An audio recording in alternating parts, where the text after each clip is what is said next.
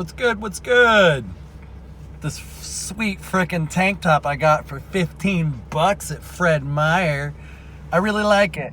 I dig the colors, and then the patterns. I like it, and I don't have any tank tops right now. All of my tank tops are like so old and ratty, and they don't fit. So I threw them all away, and I needed a new one. And I finally made a big payment on my van. So all the hustling I've been doing for the last week, it's paid off. I still haven't showered. It's been like a week. But the wipes are fine. I'm fine. Everything is fine. But what's not fine is trying to sleep at night. I live in my van. Totally fine with that for most of the time. It has enabled me to pay off debt, which is awesome. But when it's 100 degrees out multiple days in a row, oh boy, it was rough the last few nights. The thing about these metal structures is that they'll retain heat. And if the temperature doesn't really ever get below like 80, 70, it's not going to dissipate that heat very well. So I'm out in the sun all day. The van itself is like radiating heat throughout the night. So I just can't sleep. I've got like my doors open and cracked, but I'm also parked on the street, so it's a little, it's just not good. So I think I'm going to try something crazy tonight. I'm going to find a park. I've got a place in mind. I'm not going to say the name of it, where I'm going to try and park the van and then go over by some trees. And I've got where is it? Like a cool little rug thing I've had for years. I really like this. I'm going to lay that out on the ground. I'm going to try and sneak my sleeping bag and my pillow out there, and I'm just going to sleep outside. Literally. I've kind of I don't feel homeless, although I am, but after sleeping outside, it might hit me a little bit harder. We'll see how that goes. But that had me thinking, sleeping outside is a core memory from my childhood. If I had land right now, I would likely be sleeping outside during the summers just because I like it. I love it.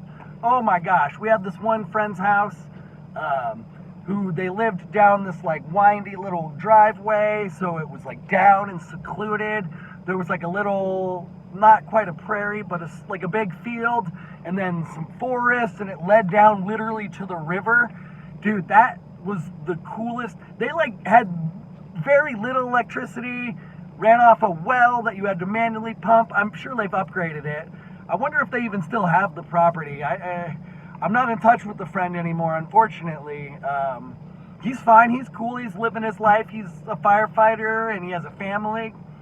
Props to him, but I just it's hard to keep up to date with people in their lives when there's all this spiritual and psychological warfare going on, and they don't care. I get it to an extent that people just disconnect from that because they just don't think they can do anything about it.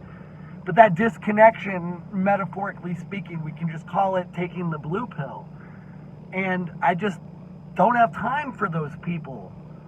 And every type of relationship we would have would be fake because they'd be like, "How are you, Andrew?" And I'd be like, "I'm in the middle of a fucking war.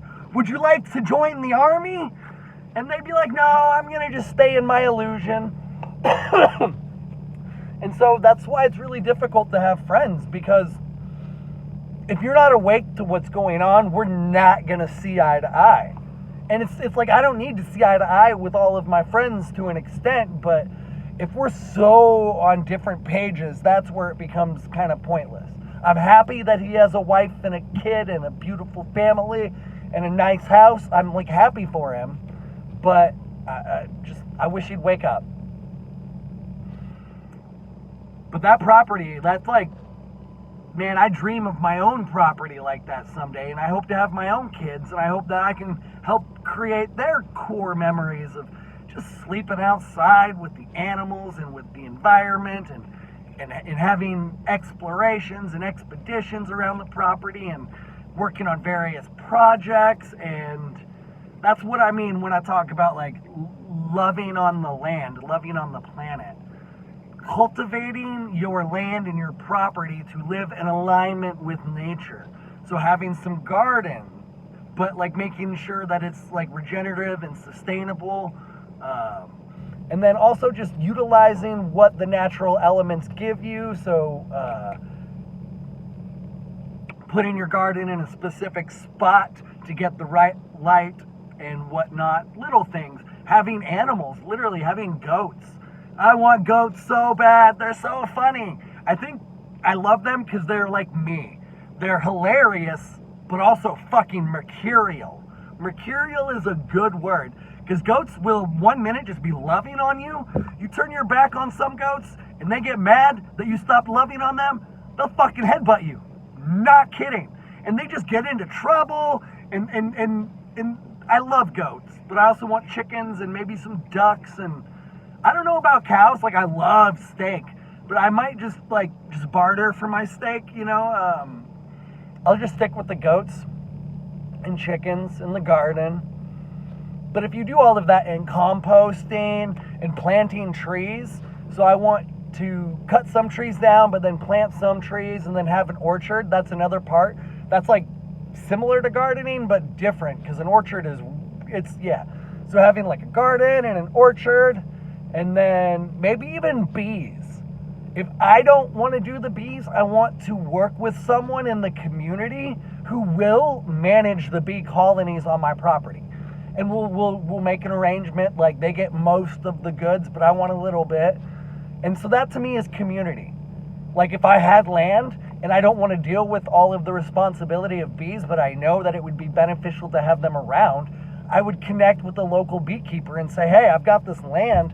Will you just come do all of the work and I just want a small slice of that honey. And then you take the rest. That's community. That's collaboration. That's anarchism. That's volunteerism. That's beautiful. That's loving on the planet. That's my freaking dream. And so if I have to be homeless for a little while to make it happen, I'll do it. I'm getting a little emotional thinking about it because I really want it, really bad. Just got to figure it out. But until then, I'm going to just keep hustling because every day we hustling. Much love, y'all.